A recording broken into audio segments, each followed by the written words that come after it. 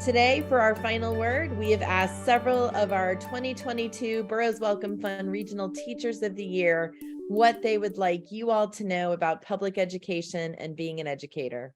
What I would want for our audience to know is that our most underrepresented populations have value and have worth, and there's so much potential there if we just invest and take that time and energy and place it in the places where it's most important.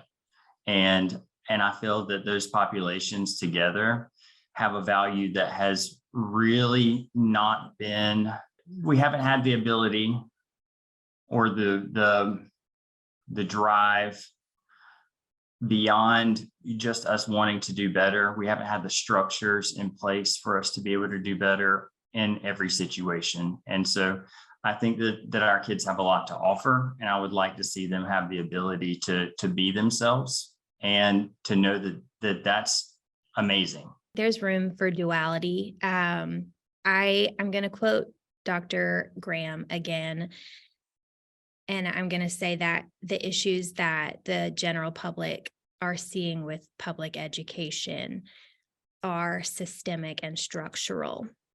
However, it is so important to look at schools and speak about schools through an asset-based lens right now.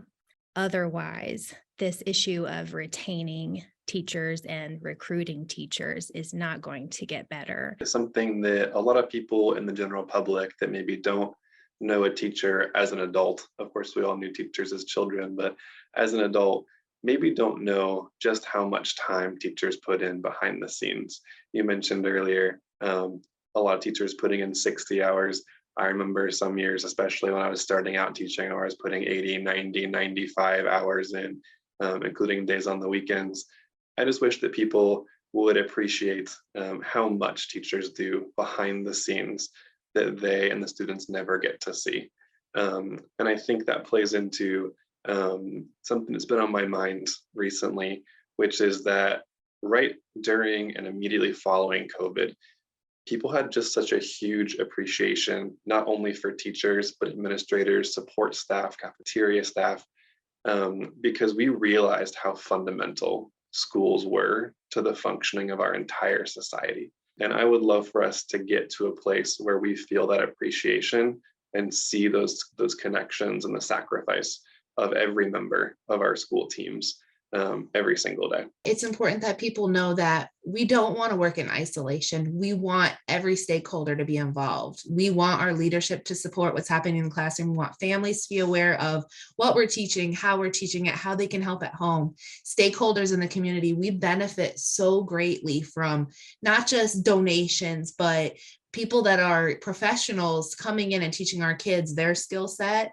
And then also just knowing, that we're being supported and that people care about our school, because within a community, a school is every time I see a school, I'm like, oh my gosh, a school. And I just want to know everything that's happening inside of it.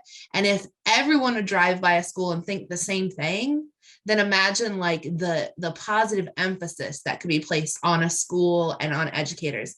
And then my second thing is something that I tell people all the time.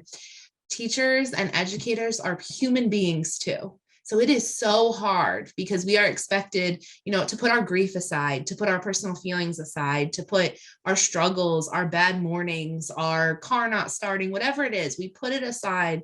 We walk into a classroom and we love kids and we want to do right by kids. And so if people realize that our heart is in it and we are working so hard to move our kids, then they might show us a little grace, like you mentioned, during the pandemic, we were afforded that grace, but we need that all the time. Everybody needs that. So just making sure everyone knows that we are human beings and that as hard as we work and as resilient as we look, we definitely need that love and support. There's a lot of talk about learning loss and deficits, and it's important to have that asset-minded mindset, like ASHTYN said. But I want the public to know that we are working. We are working. I have been to a bunch of schools as a part of this opportunity as a teacher of the year.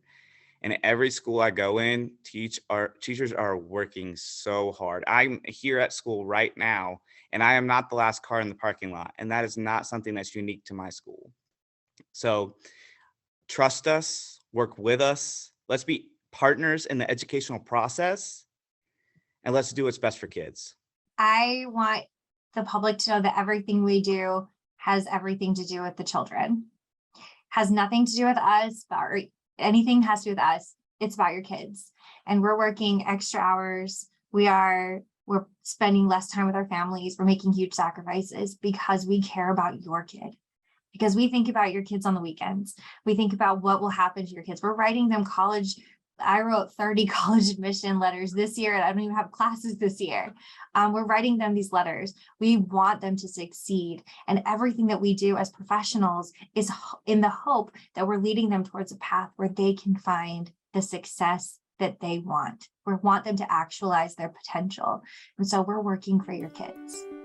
Thank you for taking time to think and learn about education. That's all for today, and we'll see you next week.